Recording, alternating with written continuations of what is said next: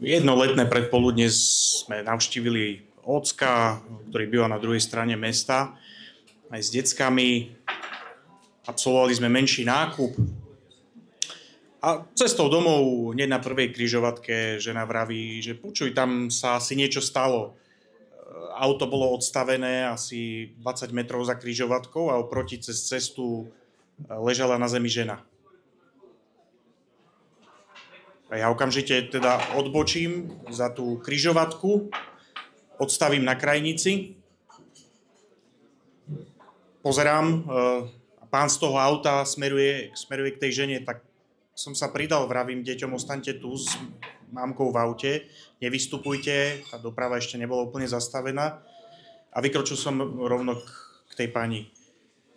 Zistujem teda, že je to pani v takom zrelom veku, celkom pomerne dobre vyzerajúca, starajúca sa o seba na ten svoj vek. A spolu s tým pánom sme sa teda dohodli, že on bude volať záchranku a ja teda skúsim podať tú prvú pomoc.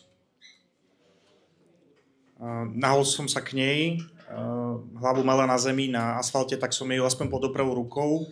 Snažil som sa zistiť, či má tep, mala ho veľmi, veľmi slabúčky, ak vôbec. Len tak veľmi stonala, akoby reflexívne sa nadýchla, ale nedýchala pravidelne. Vodič bol taký statný chlap v stredných rokoch, niečo ako v mojom veku. Podľa toho, čo sa rozprávalo potom neskôr s manželkou, som pochopil, že pracuje asi v nejakých bezpečnostných zložkách. Celý čas chodil hore-dole a opakoval, že ako sa to mohlo stať, ja som ju nevidel, ako sa tam vôbec dostala. Iné, čo som mohol robiť, hovorím, poskytnem teda tú prvú pomoc, tak som začal masážou hrudníka. Niečo si teda pamätám.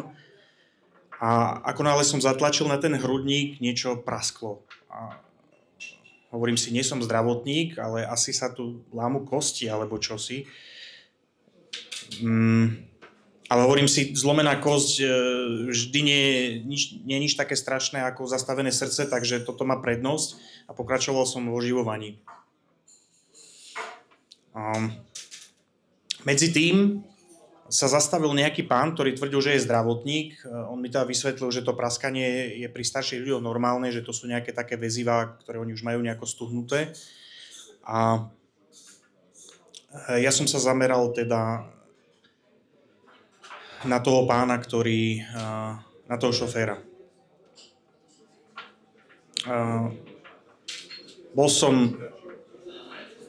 Mal som veľkú dilemu, teda vedel som, že žiadne slova tam nepomôžu, že zbytočne budem niečo rozprávať, mudrovať, tak som len k nemu pristúpil a položil som mu ruku na plece odzadu. Ako si som tak prikyvoval, že teda rozumiem, pretože stále opakoval, že ako sa mu to mohlo stať, ja tomu nerozumiem.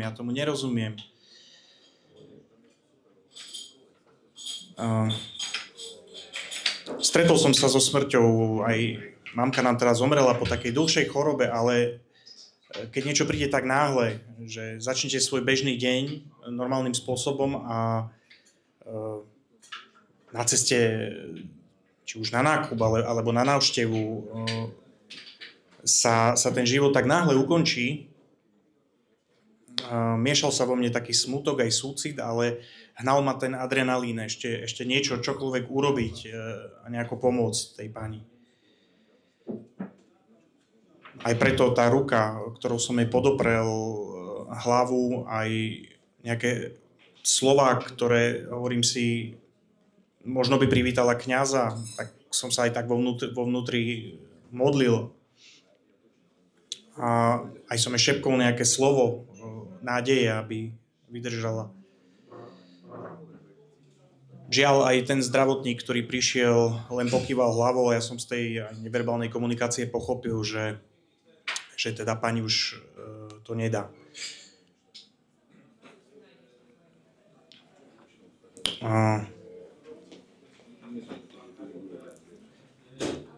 Viem, že tak ako